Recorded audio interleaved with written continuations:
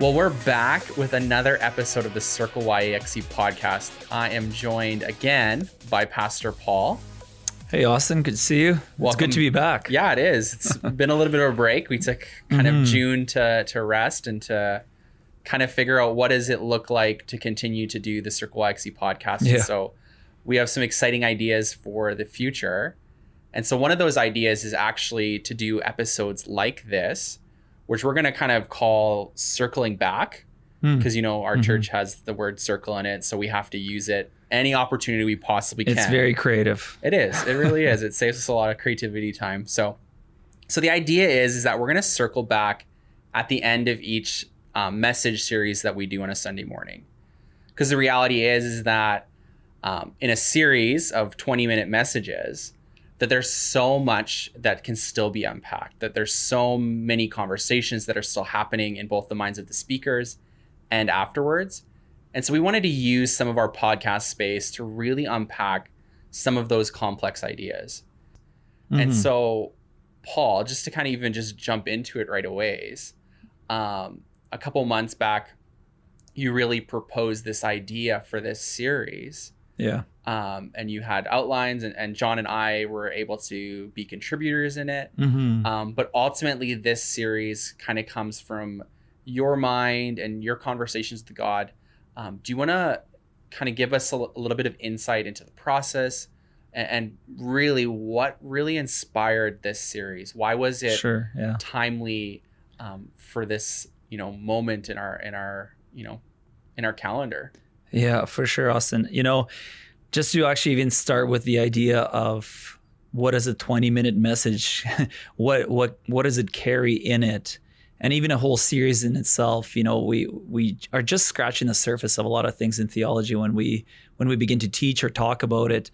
And that's why no one message can kind of give and wrap up any idea perfectly. It's just scratching the surface. And then the whole series hopefully takes you from a beginning to an end. But even then, it's just unpacking a bigger idea of who God is in this world and how God interacts with us. And so for a time such as this really was just kind of my thinking of how do we address this pandemic that we're in. I think by this point, we're all sick of talking about the quote unquote new normal. It's just is what it is now. And it has changed so many things for people. Now, whether people were hit hard by it or not hard by it, it still changed how you do life, right? We were isolated, forced to be isolated here in Canada, in our province. And so even if you financially weren't hit, even if relationally you weren't hit, it still changed your worldview. Or not worldview, your world. It changed how you did things. And so because of that, and because you couldn't do anything else, we were really mandated. Like you have to isolate, you have to stay in your house. You can go get some groceries based on certain regulations, and there was not much else you could do. So, kind of the question: where is God in the midst of this? How do we understand life when things don't go our way?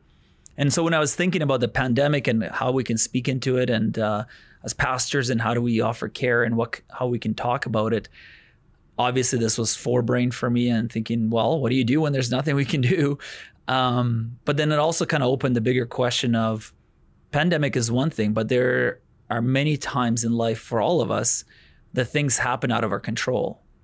And sometimes they're decent and good things, but many times they're not. Many times there are things of suffering and problems and illnesses and things that we don't expect to happen, but they do. And we wish they didn't happen. But what do we do in the midst of that? And of course, for me, as a pastor, as a person of faith, Jesus is ultimately the person I look into how did he live his life here on earth, and what are the examples that he set for us, and what did he teach about different circumstances? And also importantly, what do the people that were with Jesus, what did they do in those circumstances, and how did they handle those different situations? So this series is really born out of that big question. A huge question really is the problem of evil and the problem of suffering. Now, I don't think we solved it.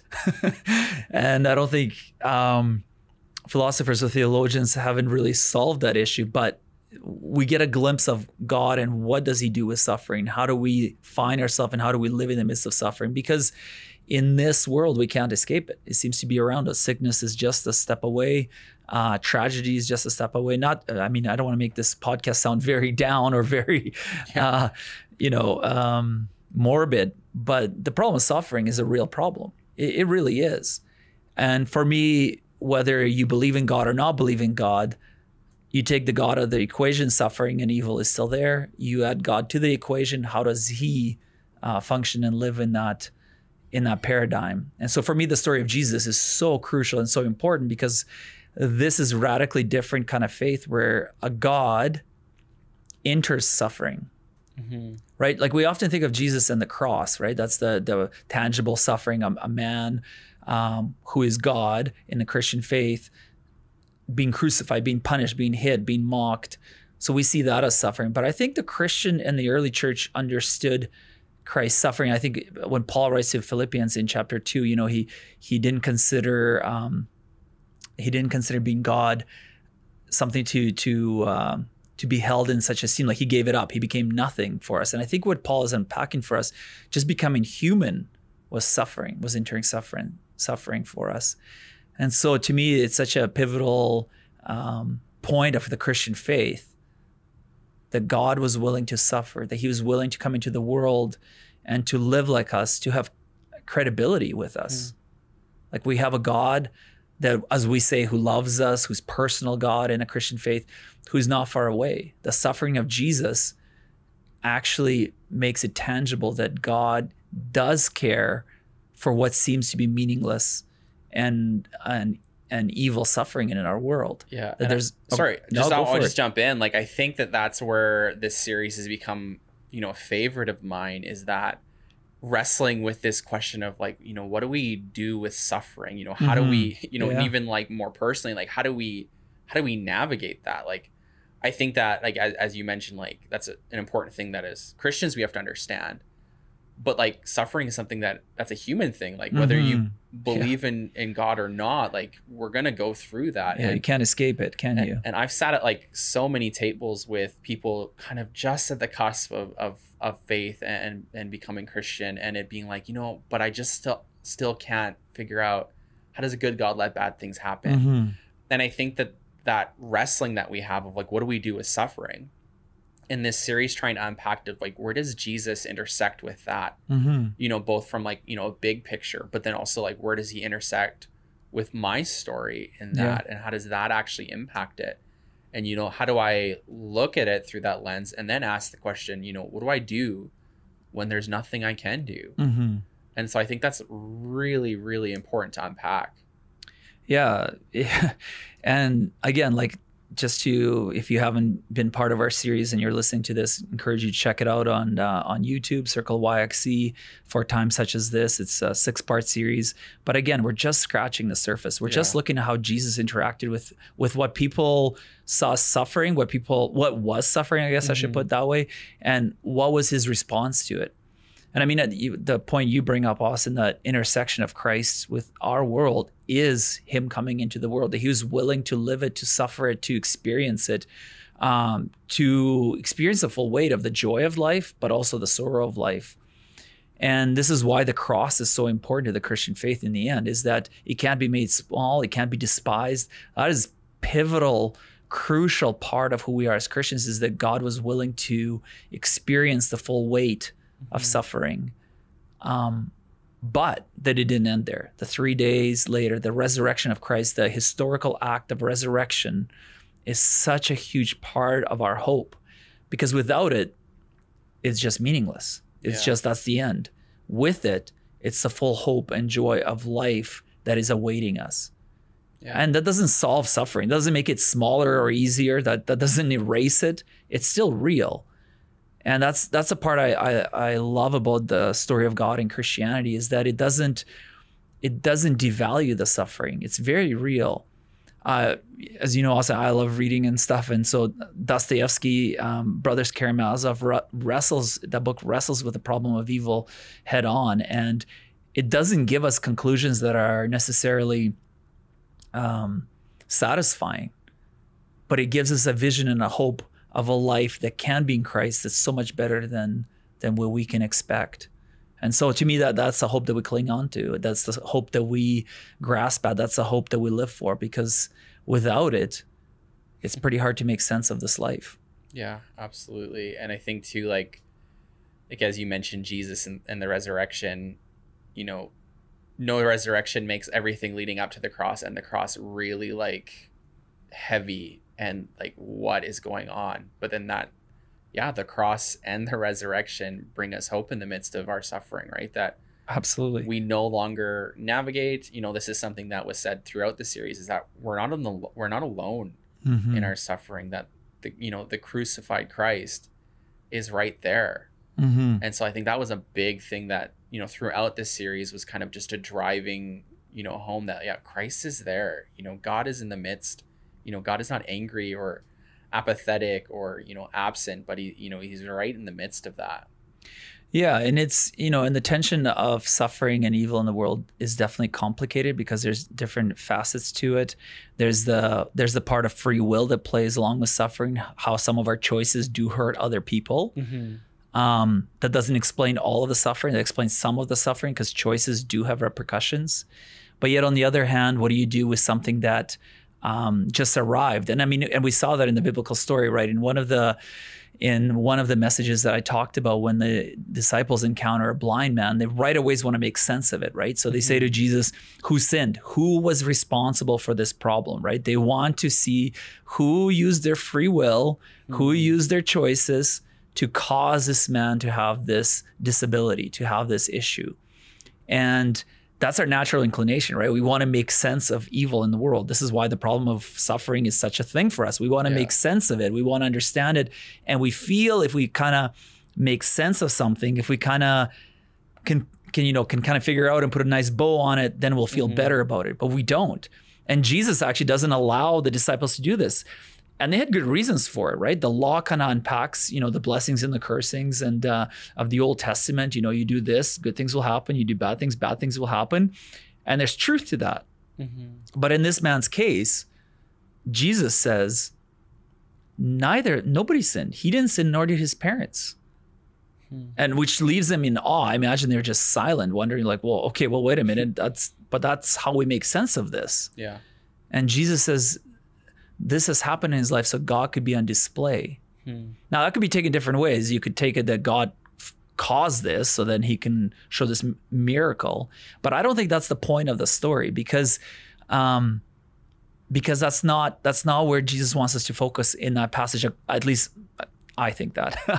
I would say the point of the story there is that Jesus is addressing and breaking down their worldview and letting them know that God wants to be on display in all of our parts of our life, even the parts that we don't like, that God wants to be on display in those parts. So he's actively at work in all of our things, in all of our mistakes in the past, and all of our future, and all of our now. He wants to be on display. And so he wants us to have eyes to see him and ears to hear him.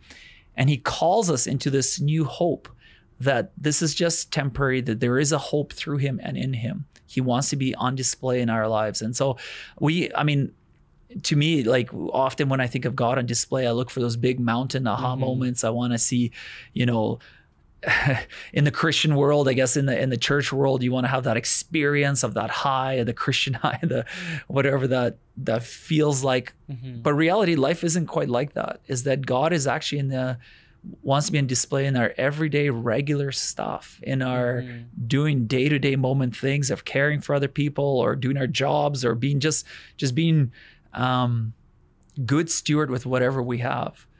So to me, the problem of suffering and evil isn't answered necessarily to say, well, God's going to come through. I think he will come through. It doesn't make the suffering any easier, but it does give God credit that he has gone through it and understands the pain and is in him and through him bringing a more glorious creation, bringing a hope and restoration to this world, which was his original plan. I mean, that's why I love the story of God. I love the Bible because it's a one unified story that takes all these journeys of God and his people, and how he's constantly inviting people into something better. And when people stepped away from God, right from the first poem of Genesis, when people stepped away and chose to decide using their free will that they think something's going to be better for them, and the world came into this distorted, broken way of living, God begins a plan of how to bring everything back. So God isn't instilling suffering or evil in this world. That's the evil that has been introduced.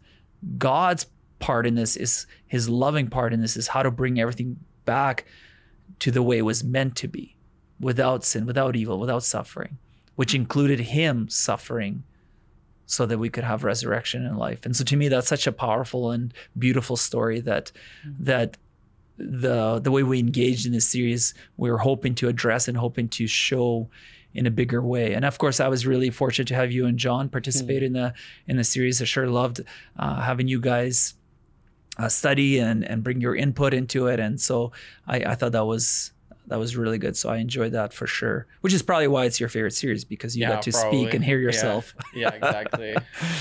And I think that's such a good point. Like, it was so good, even just, in our, John, myself, like in our young, time here, being pastoral in a pastoral role, just to kind of wrestle with this stuff. Like, it's like, we kind of talked, a couple of times throughout, preparing for it. It's like, man, like this is heavy stuff. Like, this isn't like, it's really hard to have like a raw message, like get pumped up. But when it's like, these aren't easy answers to hear sometimes, or this isn't, our favorite topic. Like, it's not like we're talking about like prayer or Easter, but it's like, what do you do when you're just like, it's just not going well? And so, like, even just as we're kind of talking about this, and we're going to have an episode next week where, you, myself, and John, we're going to sit down and kind of answer the question of like, a 20-minute message, like you said at the beginning, doesn't kind of capture even a small fraction of kind of where you could go with the topic. And so we're going to kind of answer the question of, what, stood out, what did you kind of, have to leave out just for, time's sake and, continuity's sake. And so we're going to have a larger conversation, because that's always one of the things that happens when you're crafting a message or a series, is that some things, inevitably have to stay on the cutting room floor. And so we want to just unpack those things. Like, I know we've had conversations where you'll be driving home from church on a Sunday and you'll be like, oh man, I wish I would have said this, or, I could have gone this way or this direction. And so that's right. Yeah. We want to create some space so that it's not just, you and your, the bobblehead on your dashboard talking about these things, but we want to, have some fuller conversations about, where could we also have gone in this series. And so, if you haven't listened to the whole series, like Paul encouraged, like go to YouTube and just watch them and listen to them. Because I think that whether you're going through something, difficult or tough right now, one of the inevitabilities in life is that we will experience things that, are beyond our control, or, we're just kind of at our wit's end. And I think that, the lessons and the truths that come through are going to be super helpful to navigate that. So whether you haven't listened to it, or, you want to go back and rewatch it, subscribe to our YouTube channel. Like I said, I think the content will be helpful, right now, wherever you're at, whatever you're in the midst of, or, the fact that, we're going to have to navigate, tough, difficult situations in the future. Yeah. It's just been a really rich series for that. And so I just really want to encourage, go back, watch it, rewatch it, and subscribe to our channel. Yeah, absolutely. That way you can see more things that are coming up. But no, I think you're right, Austin. There's something powerful about how creation and how our world groans for things to be different. And I guess that's maybe a little bit of a philosophical question, but like, why do we groan? Why do we want things different if this is all we know? Yeah. Something in us strives for eternity. Something in us looks for meaning beyond what we can see. And we try to explain things away. And I mean, Job's friends, for those of you that are familiar with the story of Job in the Bible, one of the oldest books in the Bible, and he, of course, is a righteous man. So he expects that things will be good for him. And in fact, like the Bible, like overdoes it, and that's in Job overdoes. Like he's so good, he's doing things on top of things just in case his kids did something wrong. Like he's very good, and of course he's not you know, if you were just to read the law and those kind of ideas, if you just do good things, blessings will come your way. But they don't. Bad things really happen to him. And his friends really try to explain the suffering away through you did something, or somebody around you did something. Like somebody caused this. And Job was like, no, I didn't. And the point of the story is that he's right, because the whole story starts with him being righteous. That means he's in a right place with God. He's doing the right things. And so what the story teaches is that we can't really, there's no magic cure to escape suffering in this world. Some of us suffer less, for sure. Others suffer more. And that's just it. Sometimes it doesn't feel like there's a rhyme or reason. And so what we see out of the story of God is that things are not as they were meant to be, that there's these rebellious forces that seem to be meaningless at sometimes or chaotic at sometimes. And everything, like even Romans 8, everything groans for restoration and resurrection. And for me, this is such a powerful story that God enters that and actually experiences that and brings about a way for the restoration to happen. Yeah. And that we're not actually passive agents, that we actually have a role to play in that, that the God, that we bear the image of God, that we in the story of Christianity, in the story of God, that we actually play a part in cultivating this world into being more Christ-like. So by our actions of kindness, forgiveness, grace, how we enter conversations and journeys of people's life, that we don't come in and give easy answers. That's what Job is there for. We come in to be present. We come in to witness. We come in to walk with people, give them the dignity to be seen, and not just the indignity of to explain their problem away, but indignity to journey with them and care for them. You know, I think Job says, you're miserable friends. You're miserable helpers to me, because they just accuse. Yeah. And so does his wife, actually, which is tragic for him that way as well. But the thing is that we have this cultivating amazing part to play with God. And I mean, that's so encouraging for myself. And that's the Christian hope, is the resurrected life doesn't make the cross small, doesn't despise the cross, doesn't despise the suffering that God went through, but is thankful for it, because we have somebody who has credibility to engage with us in this world in that kind of suffering. And I think oh man, there's just the thing about the series. There's so many, I feel tempted. I can talk forever and ever, and I don't want to bore people, but I love this series is that we're not just giving pat answers. We're letting the text speak for itself. We're letting the people who encounter Jesus speak for themselves. We're allowing and saying, this is how God deals, speaks into, and teaches his disciples when he encounters suffering around him. Whether it was to be content in what we're like, how can you be content in things where things are chaotic? How to be content in chaotic world? Well, I think we can all benefit from learning how to be content in chaotic world, because we find ourselves in chaotic world. Or how to be gracious and forgiving, or how to understand things like the blind man and the suffering in the world and not try to explain it away. How do we engage with this world? And how do we deal with thorns in our flesh, or all this kind of stuff? Well, here's how people who encountered Jesus understood it and dealt with it. And here's what Jesus said about it, and didn't despise the cross himself. Yeah. You know? So to me, it's such a powerful thing. And I know no small podcast or even 6 messages can unpack the problem of evil, but it's the power of the Christian story that it engages it. It doesn't hide from it. It doesn't edit it out or pretend that everything will be nice with just few magic words.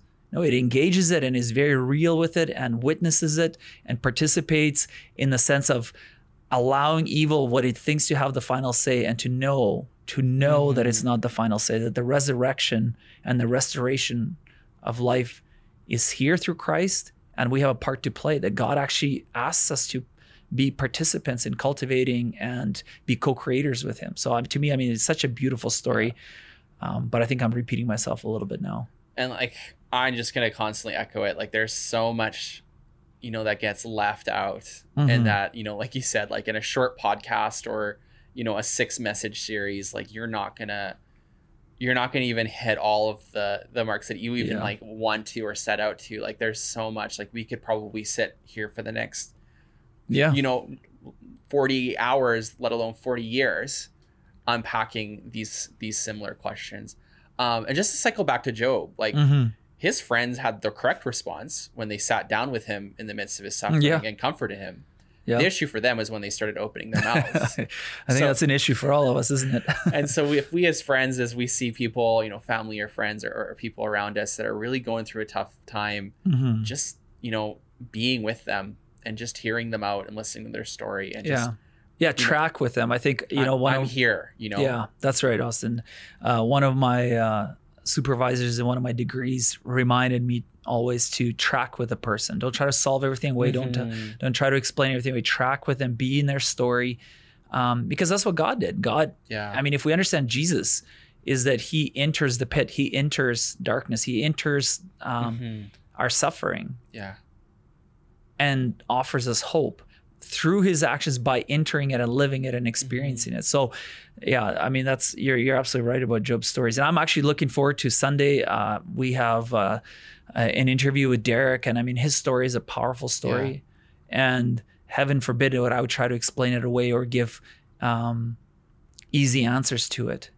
It's just him sharing how what his life has gone through, and how he has seen God work miraculous things despite of all the suffering. So if you're listening to this on the week of, what is it today? Today's July 9th. So before the Sunday service, really encourage you to tune in this Sunday as we have an interview with Derek. And again, that conversation could have gone for hours and hours and hours, in a good way, right? Just to hear that and be present in his story. But and we're gonna just give you a small taste of that conversation that we had with Derek, just so that either you're listening to this leading up to it or afterward. Just encourage you to find it on our YouTube channel, because these conversations and you know, the past 4-5 weeks in this series really gets to a person, you know, in a story. And so we'll give you a little bit of a sneak peek at the end of this episode. But like I said, like, there is so much to unpack from this series. And so we're going to have another conversation next week, including John into it. Really asking the question of where else could we have gone? What did we, you know, what could we have emphasized some more? Like, what are the things that are other still, stories too in the Bible? Still rattling around, right? Like, how do you talk about suffering and during the past 5 weeks not talk about Job? Or I've been reading through the Psalms, and like, you know, there's a lot of that in there. And so so we're gonna unpack it some more. We're gonna kind of get into the habit of having these conversations at the end of our message series to really kind of, you know, reflect, unpack some more ideas. And like I said, like, there's only so much that can get into a series, and so we want to create some more space to have more conversations about these topics and about these things. And we would love for you to be a part of the conversation. If you have questions about the series or any series or anything that you want us to kind of tackle, you can always email us at podcast@cdac.ca. We would love to make this more of a conversation, and so feel free to reach out to us. We would love to chat about anything that you're, you know, wrestling with or thinking about. And so like I said at the beginning, we're back, and we're excited to have more conversations, you know, in the next couple of weeks and months.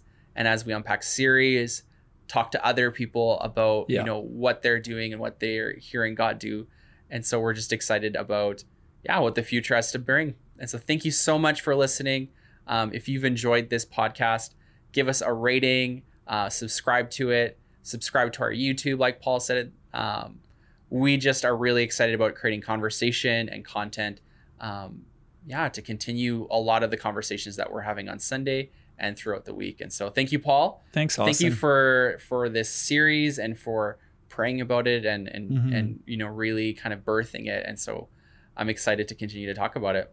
Me too. Thank you, Austin. This has been a pleasure, and it's good to be back, and good to unpack some of these things.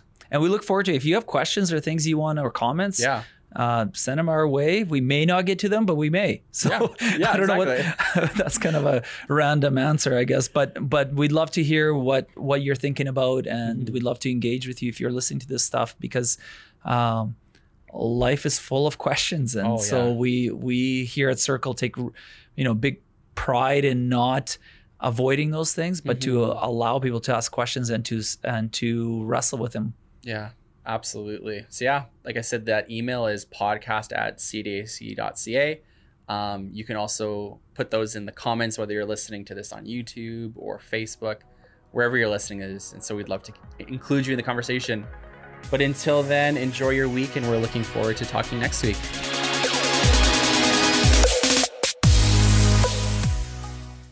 See how I felt like Job. That's why I say I knew what I had. And then, and more to that, just like Job, my body was afflicted. I started to lose things one by one. And one of the things that Job has to say when he is mourning his situation is he says, that thing that I feared the most is what happened to me. You know, Paul, it wasn't the thing that he feared the second most or the third most. Those things that, you know, maybe they would be bad, but if it happened, it's not that big of a deal. Mm-hmm. It was that thing that he feared the most. Paul, that thing that I feared the most is what happened to me. My wife died. There isn't a single question that Job asked in almost 40 chapters that I wasn't asking.